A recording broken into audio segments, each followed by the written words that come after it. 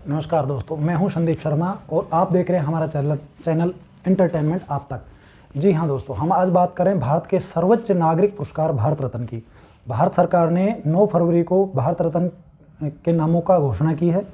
जो नाम आए हैं उनमें से पहला नाम पीवी नरसिम्हा राव, भारत के 9वें प्रधानमंत्री थे। चौधरी चरण सिंह, वो भारत के प्रधानमंत्री रहे। राजनीतिक जीवन में उन्होंने महत्वपूर्ण भूमिका के लिए उनको भारत रत्न के लिए चुनाव किया गया है।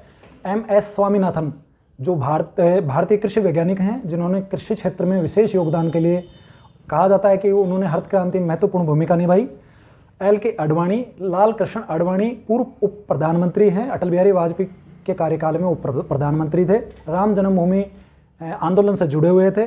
उनके राजनीतिक जीवन के उत्कृष्ट कार्य के लिए उनको भारत रत्न के लिए नॉमिनेट किया गया है। 5वां नाम है कर्पूरी ठाकुर, जो बिहार के दलित नेता थे। बिहार के दलित गरीब पिछड़ा वर्ग का नेतृत्व करते थे।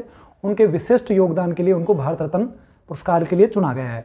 भारत रत्न भारत का सर्वोच्च नागरिक पुरस्कार है, जिसकी शुरुआत 1954 में भारत के तत्कालीन राष्ट्रपति डॉक्टर राजेंद्र प्रसाद ने की थी। और पहला भारत रत्न पदक जिनको दिया गया था वो है चक्रवर्ती राजगोपालाचार्य, सर्वपल्ली राधाकृष्णन, डॉक्टर चंद्रशेखर वेंकटरमन। वेंकटरमन जो थे वैज्ञानिक थे और सर्वपल्ली राधाकृष्णन राष्ट्रपति थे, पूर्व राष्ट्रपति, और चक्रवर्ती राजगोपालाचार्य गवर्नर रहे हैं भारत के। भारत का सर्वोच्च नागरिक पुरस्कार भारत रत्न जिन लोगों को दिया जाता है उनके कार्य क्षेत्र के हिसाब से बांटा गया था। 2011 से पहले भारत रत्न कला, साहित्य और विज्ञान और सामाजिक योगदान के लिए दिया जाता था, लेकिन 2011 में इसमें संशोधन किया गया, कुछ विषय और जोड़े गए।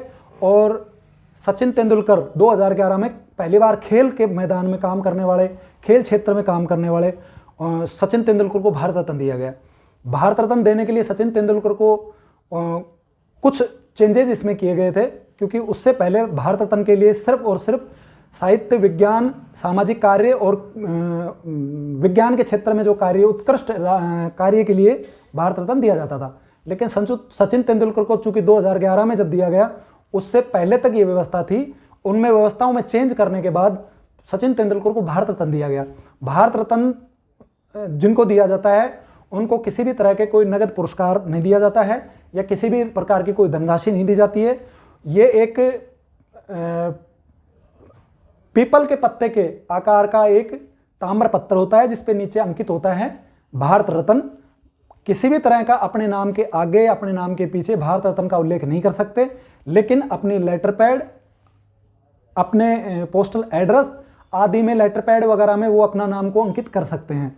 उनको मिलने वाली सुविधाओं में वो किसी भी राज्य में अगर जाएंगे तो उनको राज्य अतिथि का दर्जा मिलेगा। उनके रहने की, खाने की, यात्रा की सारी व्यवस्था राज्य सरकार करेगी। इसके अलावा उनको किसी भी राष्ट्रीय और राज्य स्तर के कार्यक्रम में इनविटेशन दिया जाता है, वो राज्य गेस्ट के रूप में वहाँ उपस्थित रह सकते हैं।